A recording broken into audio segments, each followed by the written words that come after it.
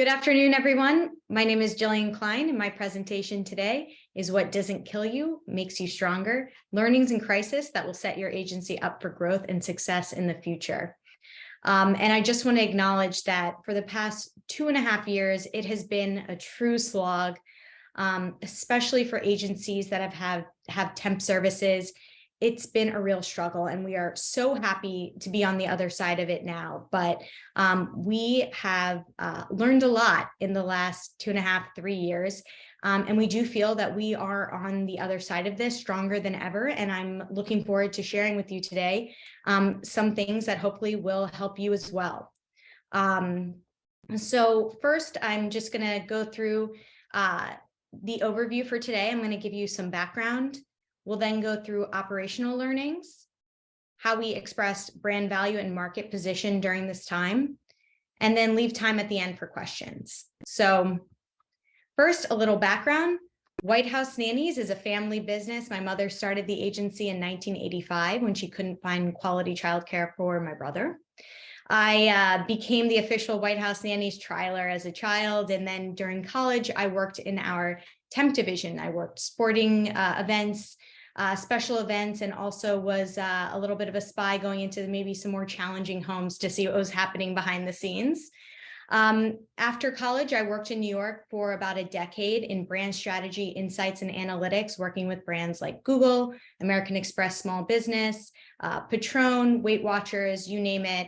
Really fun and exciting consumer brands. But in 2018, I had identical twin boys, and it was very clear soon after that we wanted to be closer to our family and access to great childcare in DC. So at that time, teleworking was not super common, and the idea of commuting back and forth to New York every week did not sound plausible with newborns. So made the decision to leave the job I loved and do what I was doing for my family's business. I joined the company as the director of strategic development. But soon after, the pandemic hit. And like many of you, I'm sure your job description and your day-to-day responsibilities changed. And I really became the chief operating officer and chief technology officer, because we were a real brick and mortar agency, very high touch. All of our nannies, our clients would come into our office, and we loved that. But when the pandemic hit, we had to completely re-envision and change how we worked. And then we needed to teach our team how to operate in this new world with these new systems. And so I'm going to start off right now telling you about the training, how we started to train people for working remotely and adapting our systems. Because again, everything from how we answered the phone to how we conducted interviews needed to be completely changed. So the first thing that I want to talk about, I'm sure, is many of you use Loom already. This is really low investment tutorials where you screen record yourself going through a process, you narrate what's happening, and they're great for teaching people how to do something quickly. They don't need to be beautiful, very easy. However, we were finding that our processes were evolving and changing constantly, and we were having to re-record them all the time, and it just was not sustainable. And from there, we found Tango. And this is a fantastic tool for you because it is an automated screen grab of a web-based process. So you going through step by step, but then it drops it into editable PDF. It's also web-based. So you can change the title of a step, add descriptive copy, and then you can actually annotate what's happening with arrows. You can blur out sensitive data. And the best part about it that we have found is, let's say you have a 30-step process, something you don't want to have to recapture again, but step 16 through 20 have changed, or you've added additional steps. Tango allows you to swap out or add different steps into an existing process. So we have been able to continually update something that it's a standard process but has evolved without having to completely re-record it. And it can be shared through a hyperlink or it can be downloaded and shared as a PDF. These have been wonderful for us. And I want to point out that because of these tools, not only were we able to train our staff, our existing staff, we were able to hire, and we were able to hire overseas, people that are working in completely different time zones successfully. And it's been wonderful for cross-training. We have a long-term and a temporary division. And because of Tango and Loom, this has allowed us to really support one another. So if a team member from the temporary division is out and they need to go through, someone from the long-term division needs to support them, they can go to the Tango, they can find the process and step in and help as needed. And the idea of this is time savings, right? And so we want to find as many time savings as we possibly can. And support our team in managing workflow. So emails, scripts. And during the pandemic, I just want to bring you back to 2020, when daycares were closed, the au pair program was shut down, children were home from school. There were more requests for childcare than ever before. Many people who had never considered calling a nanny or a staffing agency were calling us. Emotions were high. People were desperate. We are often the call of last resort. People have tried to do it on their own, and they need help. And what we were finding was that, I'm just going to share a quote with you that hopefully will bring you back to, I want to bring you back to December 2020. My husband said something that's really helped me think about where everyone is emotionally, why everyone seems mad at you and like you can't do anything right. Everyone needs more than anyone can give right now. And this is what our team was feeling. They were overwhelmed trying to help people that they knew they weren't going to be able to help. And what this did was it led us to really take stock of, okay, what are the jobs that we can help with? What are the jobs we can't help with or we can no longer help with? And what are our most requested services? And what we did there was then redo all of our templates and scripts. So we had an existing library of templates and scripts. The idea that a request comes in and a team member knows what to say on the phone, or they know what the email should be in response. And we had to completely change them for the pandemic. And I just want to step back because the idea of answering the phone may not be something that you do at your agency. And in your market, your clientele may be perfectly happy to register for your service, have access to your pool of caregivers, and never speak to you on the phone, just staff caregivers on their jobs. That is not the case in our market or with our caregivers. And so it was important for us to be able to continue answering the phones, but not have our team being super reactive to every call that came in, wanting to help. Because most likely, if you're in this business, you're a helper, and your team, if you have a team, they want to help people. But we can't help everyone. We can't be all things to all people. And so the script library is very important. And I wanted to share with you an example of a line that you can use for a service in particular that you can't help with. Pandemic or not, there are going to be jobs that you know that you are not successful with. For us, there are after school jobs in our market we're not successful with, and split shift jobs. They're just not worth our time trying to staff, but they are our most requested service. And what we did find, especially during the pandemic, was that people were actually, as disappointed as they were, somewhat receptive to us saying, we can't take your money. And here is a line from an email that you could use. It says, at this time, demand for these positions exceeds the current supply of qualified providers to fill these roles. We want you to find the care that you need, and we do not feel that we will be successful for you in this search. And after that, it's really important. We always like to give people an option. So it may be a competitor in our market who does do these types of positions that we aren't going to be successful in. We like to have a place where we can send someone, someone that could help them. We want to be empathetic, and we want to empower our team or you, if you don't have a staff, just to be able to know when to say no. And we did find that many of the people that we said we couldn't take their money and we weren't going to be successful since the pandemic have come back to us, and we have been able to help them.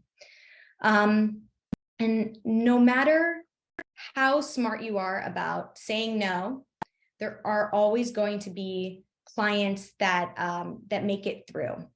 And I want to spend some time talking about your worst clients. And we believe that your worst clients are your best educators. Now, during the pandemic time, those 2.5 years, we certainly felt like we had more education opportunities than we were used to, a lot of consolidated things that we have definitely made us smarter, and we want to share some of those with you. There are 3 types of worst clients that I'll tell you. There's the ones that burn you, the time sucks, and the red flag clients. So the first one that I want to talk about is the ones that burn you.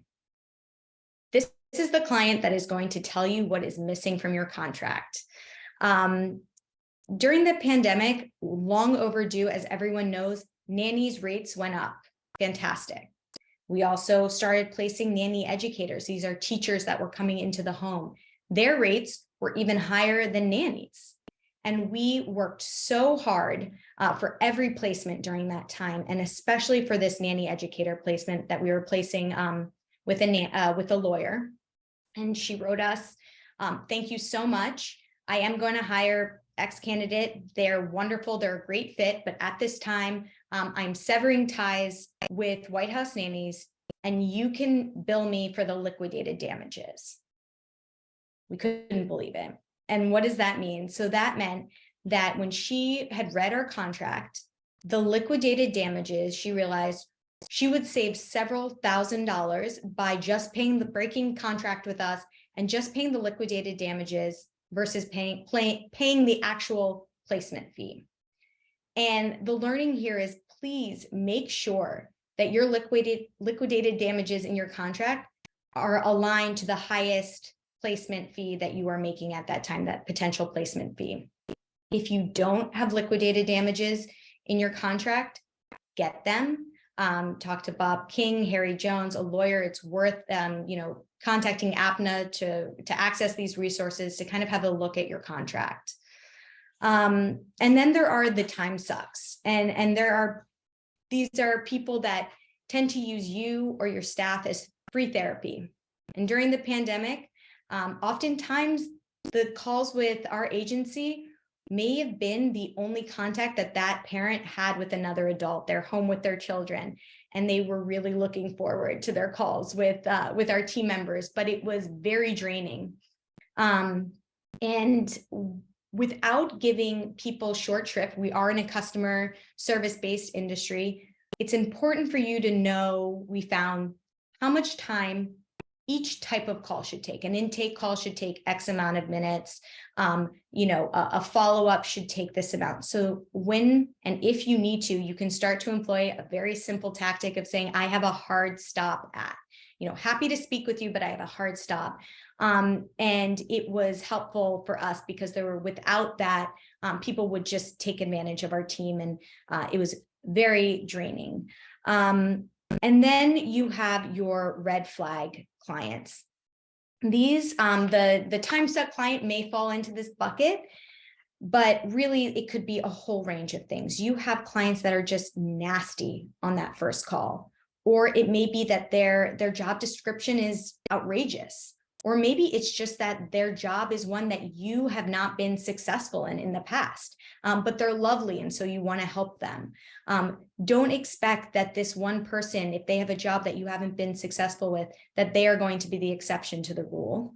And then also people, when the most insidious can be that you are not talking to the decision maker. So let's say one example that we have is that our team was speaking to the father, and the mother was actually going to be home with the nanny that they were looking for.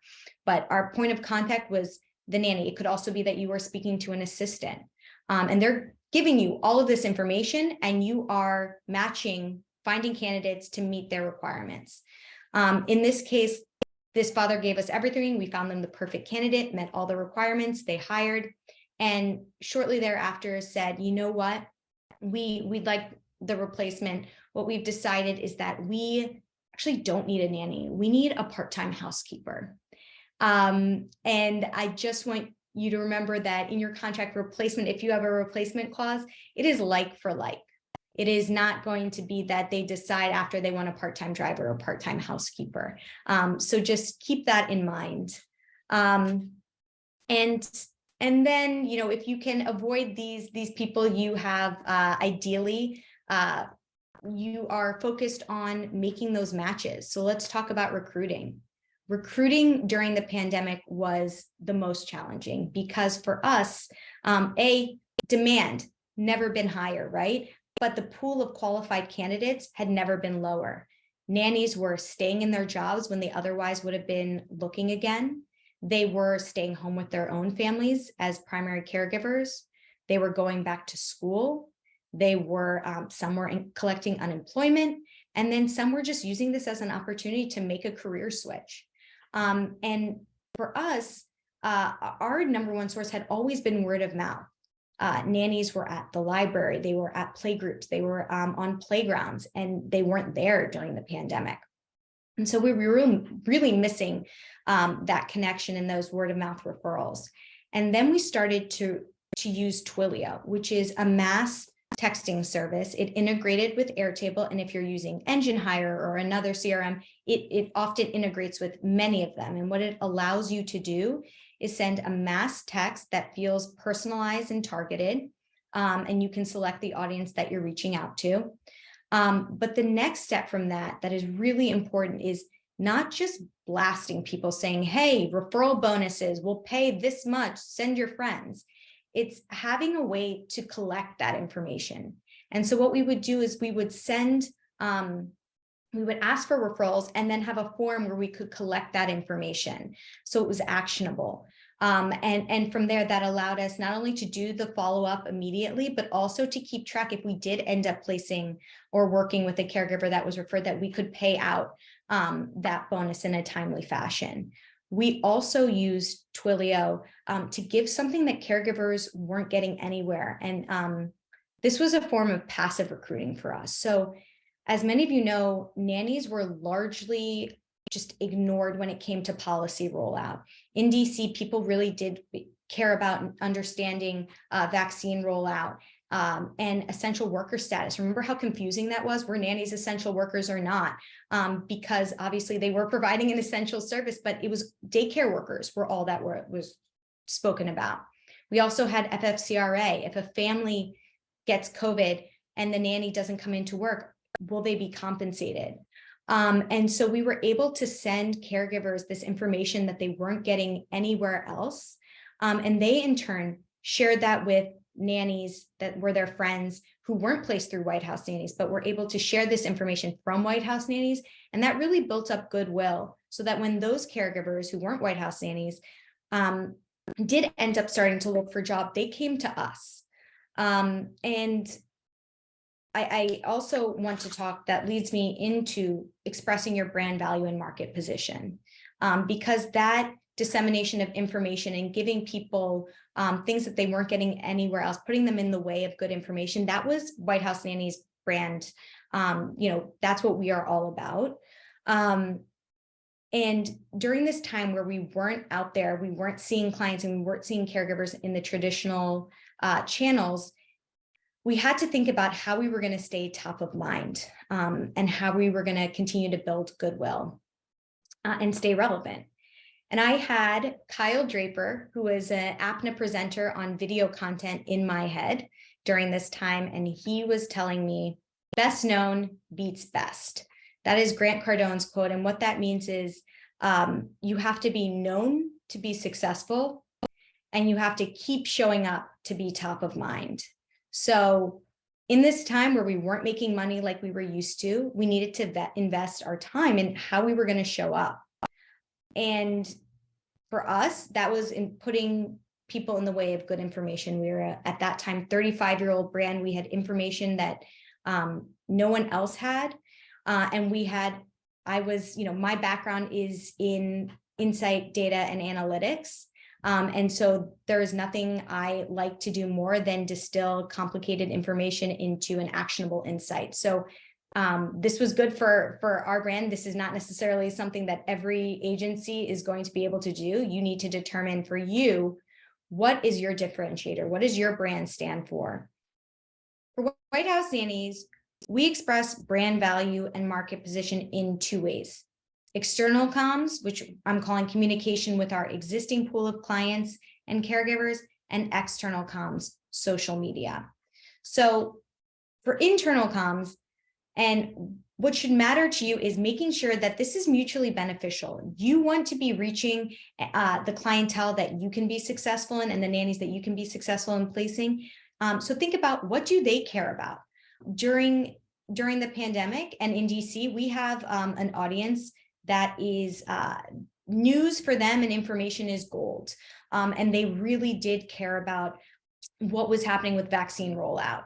And so for us, we live in a tri-state area. People were largely ignoring nannies in the conversation around essential worker status, vaccine rollout. And so as someone whose skill set is in distilling complicated information into actionable insights, I would pour through reports from the CDC, NIH, Washington Post, anything that was being released and relevant. I would pour through that and kind of be the sense maker for our clients and caregivers, providing them with newsletters like this, where you can see we're giving them a heads up. Here's the letter that you'll be able to provide for your nanny so that they will qualify for the vaccine. Here are the links to register, county by county basis, and communicating with representatives as well.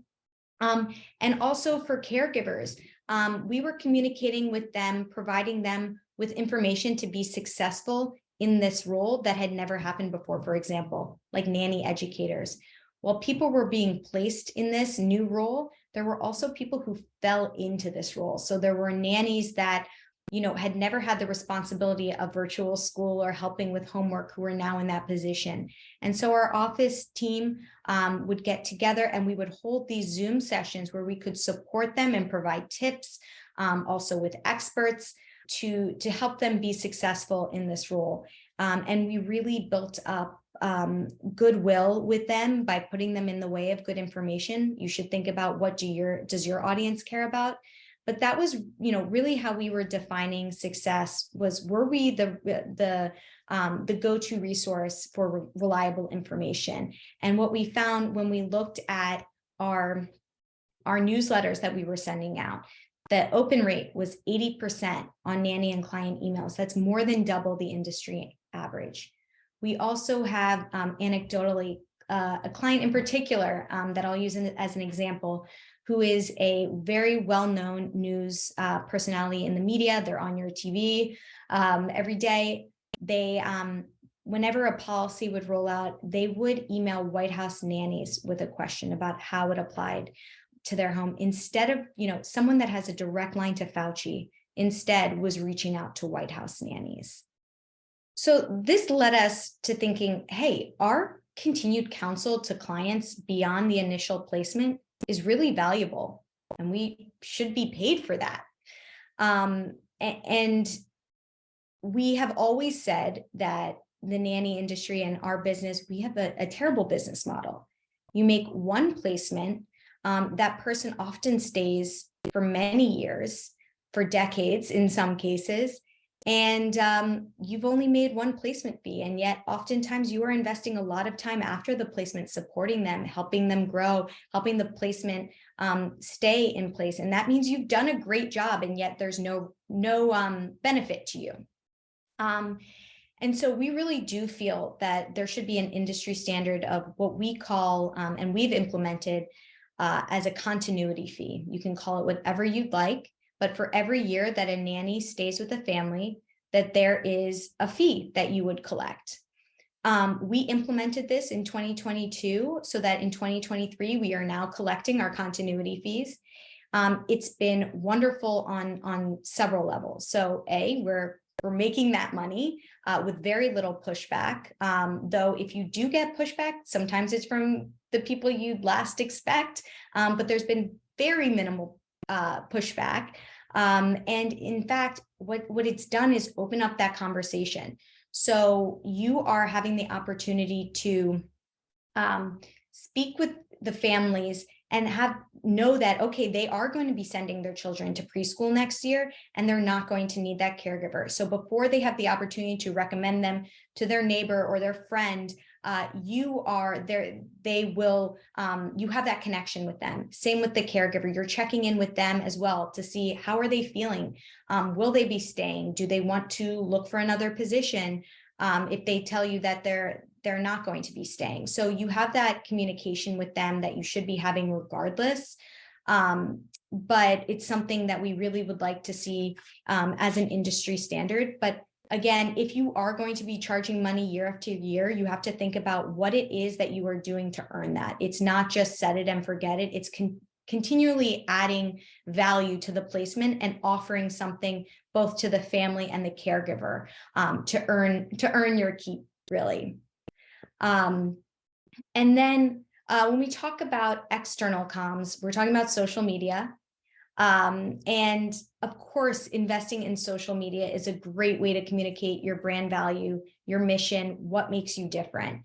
And what Kyle Draper had said, best known beats best. Everyone is out there. There's a lot of information. How are you going to differentiate yourself?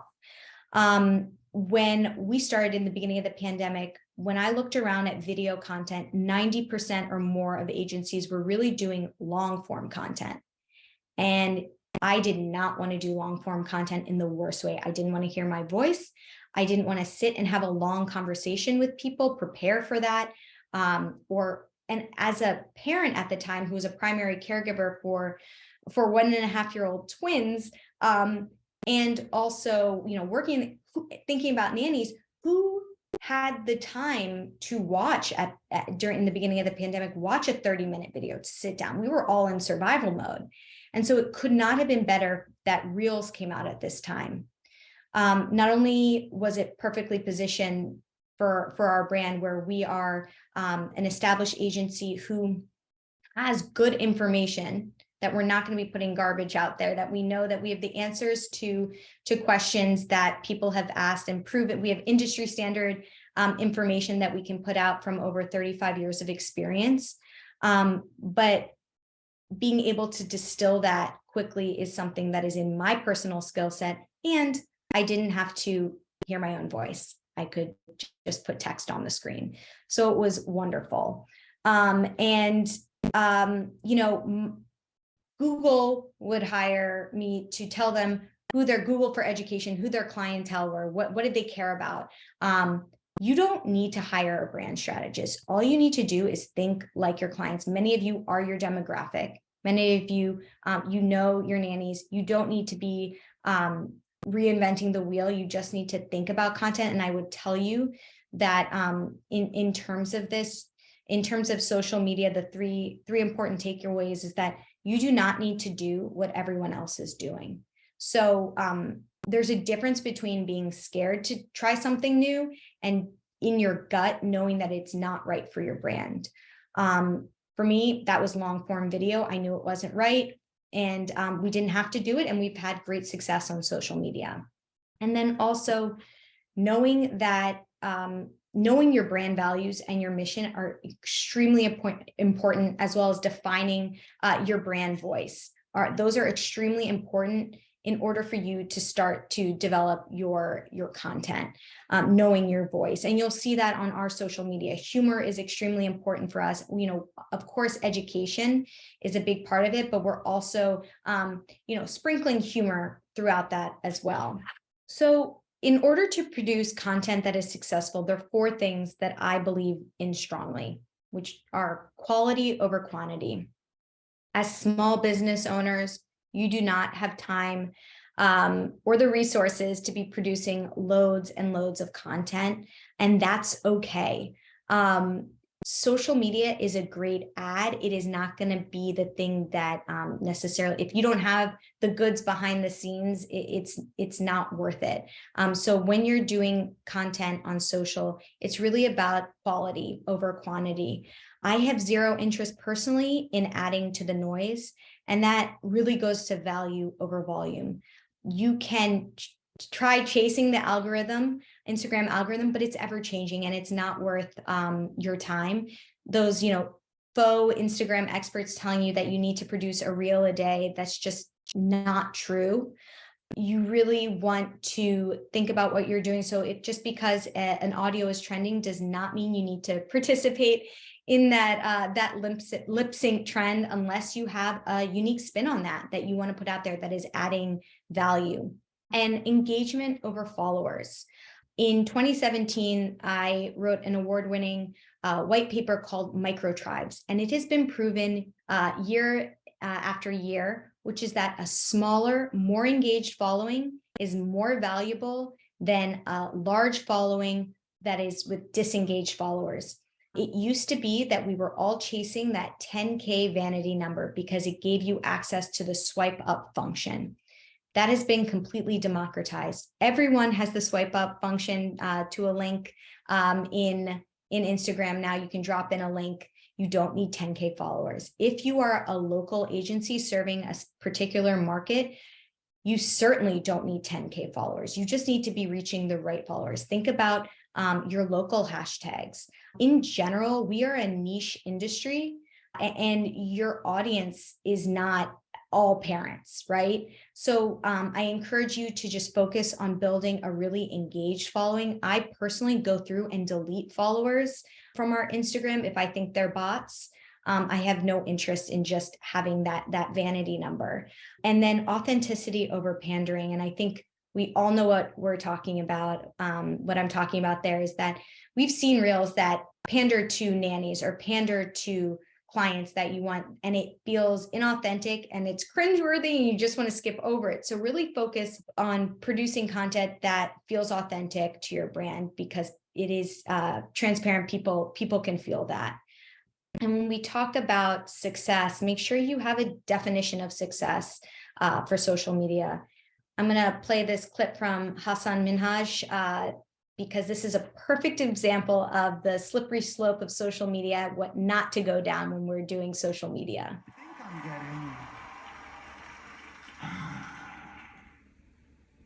getting famous. Likes, comments, retweets, give them to me. Everyone in the world cared about me for no particular reason. Yeah, it's very easy to fall down that rabbit hole, and it's fun to go viral. But in the end, what we're really looking for for success, and when I show you this picture to the right, this is me out for Mother's Day. I'm with Barbara, and a woman walks by with her baby, stops on the sidewalk to say, "Are you White House Nannies? I follow you on Instagram. You provided childcare for my wedding, and I'm actually going to be calling you on Monday. I need to hire a nanny.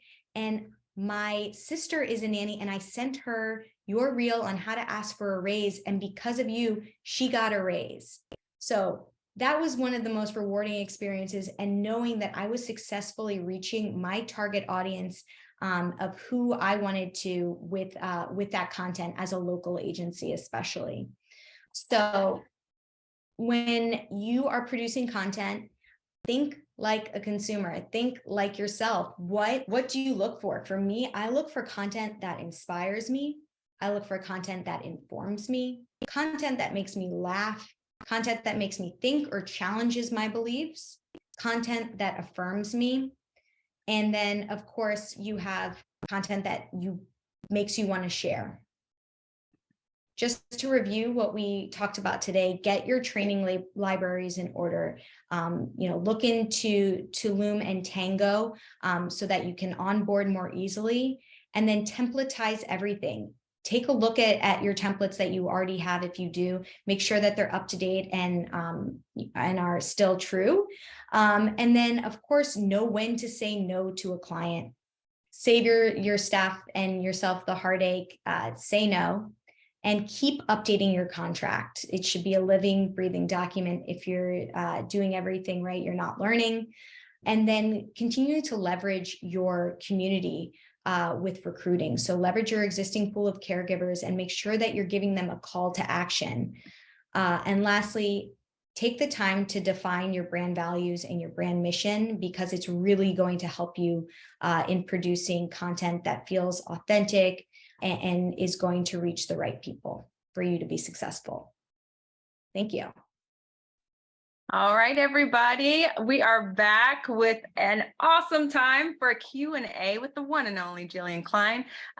We have some questions loaded and ready for you, Gillian, so I hope you are ready to give us all you have. All right. First question is, how do you recommend coming up with content? Yeah, so the first thing that I would tell you is that you have all of the content at your fingertips. I think if you are having team meetings, talk about what are these topics, the questions that keep coming up. You know, I keep getting asked X, Y, and Z, or what is like, oh, this is the most annoying thing. Everybody keeps doing this.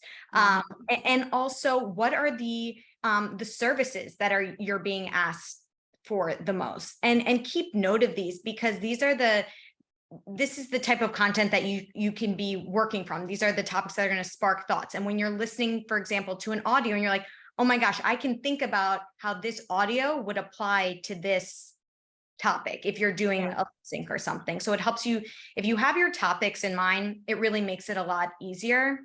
And it's also a way to distinguish yourself in your market, right? So the questions that are being asked and the answers might be different in your market. So you don't need to be producing the same content that is just general about the nanny industry, you know, that everyone else has done. We're not creating content for each other. We're creating it for our target audience, our target nannies and our clients in our particular markets. So I would try and think about specifically what is happening, talk with your team, and it comes up every week. Wonderful, wonderful. I have a follow-up question to that. How do I come up with content that differentiates my agency from others? Yeah, and that's really where I would say thinking about in your particular market, what, you know, there are some agencies, I will tell you, I've seen, I think it's Cincy Nanny does a wonderful job, Your Happy Nest. They're putting out content that is saying, hey, rates in this area are this. Here are what nannies in this area care about most. And I think they're not focused, you know, on just speaking in general. And that's reaching the right people, giving them the right information, positioning them at, you know, they have the information that's reliable. So it makes them a place to go for the nannies and the clients in their markets. Fantastic. So we have some more loaded while we were waiting. What is the one piece of advice you would give a new agency owner that you wish someone had told you? Yeah, I think in general, if you're take advantage of APNA and the organizations that are here, the resources, masterminds, because we are so isolated to some degree, we're so niche that you don't need to reinvent the wheel. You have a support system. People are so helpful and wonderful. And I would say really lean on APNA and take advantage of it. I co-sign on that 1000%. I approve that message. Next question by Lisa is, what was the toughest season your business has weathered that actually turned out to be a positive in the end? Yeah, and I can say Barbara has weighed in on this. She's been here from the beginning, and we can all agree it's the pandemic, without a doubt. For, you know, almost 40 years, nothing has come close. But it has been in the end, there is definitely a bright side for this. We have moved into the 21st century in terms of our systems. It definitely jump-started that. That's, you know, when I came in, that was the move that we were going to. But, you know, when you can't work in an office, your systems are going to change. So it has definitely propelled us and made everything happen much more quickly. And it's allowed us to hire, you know, expand our team, and we're hiring, you know, overseas as well. So it's been great for us. I mean, in the end, we've come out on the other side. It was not great. It was the most challenging. But you got a positive testimony. So Lisa also asked, how do you maintain a positive business reputation when a disgruntled client or candidate leaves multiple negative reviews across social media? Yeah, I mean, reviews are your heart sinks when you see Mhm. those pop up, and it's happened to everybody. You know, your first thing is going to be see if it violates any of the guidelines that are put up on the site. If you can get it down. If it does not, then you just need to keep that steady drum of positive, you know, positive feedback. So if someone tells you that you know, you guys are amazing, I couldn't have done this without you, you're so wonderful, ask them. Have a template that you're asking for feedback, so that when that one review happens, it doesn't completely decimate your reputation online. Absolutely. I co-sign on that as well. I also say that sometimes if you do need to respond, now, if you're not a person that responds well, don't listen to me right now. But if you are a person that responds well, communication is your jam. I think how you respond speaks to your brand and to the voice of your company. I tend to be pretty sarcastic. And so that is pretty much reflected in my responses online. And so I think that is, we've all seen it with big companies when they get this ratchery. And so how you respond to that can also be an opportunity for people to see, like what you were saying, that brand awareness and the voice of your business. Erin has an amazing question about how do you handle clients who have undiagnosed postpartum depression and or anxiety?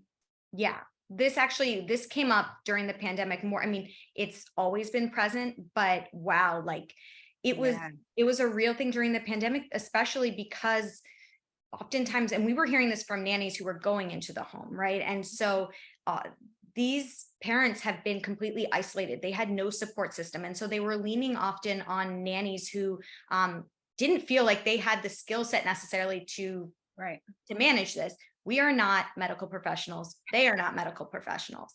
And so the best counsel that we think is really find kind of a safe family member. If it's a mother and there is a partner where you can say, hey, I'm concerned. I think it's for them to bring up, but you're not a medical professional. So it's a fine line, but help them get the support. Absolutely. I think that that's great advice. If you had to highlight the most impactful tech change that you made as a result of the pandemic, what would it be and why? Ooh, there've been a lot, because I think moving for us to Airtable, I think was probably the largest, because it integrated and allowed us to do so much more. So I would say moving to Airtable, and you know, we had worked with Jen Rudd to get that set up right before the pandemic, so we were very fortunate that we had that set up when we did. I love it. Shout out to Jen, who just taught Apna's webinar the past month. What would you say was your learning curve on setting up Airtable? Was that something that took quite a bit to onboard, or was it something that once in place, you found like immediate benefit? There's immediate benefit for Mhm. sure, but there is a learning curve. And so for, you know, we are always improving upon and finding, because they're rolling out new features constantly. So the way Mhm. you set up a process from the beginning may not be how you end up doing the process, which is why Tango ends up being such a wonderful thing. Mhm. But you know, it could take you like a year to, you know, perfect if you're an attempt that Yeah. permanent, like set it and you know, you're good to go. Yeah. Temp, when you are onboarding and you're going through orientations and you have lots of different steps, you know, there's a lot to do. But you know, if you're working with Jen or someone who's worked with other agencies, my advice would be find someone who's set up Airtable for agencies, Mhm. especially if you're doing anything with temp with it, because it is we're unique, as you know. Yeah, absolutely. You spoke a lot about the resiliency of your agency. Was that something that you felt like was echoed by all the people in your team, or was that something as leaders of your agency that you really had to kind of help rally the troops during that season of difficulty? Oh my, our team is amazing. And we are so lucky. We kept everyone on board fully throughout the pandemic. And I know that, you know, not everyone was able to or could do that. We had such a fantastic team, and that was really important to us that we stayed together.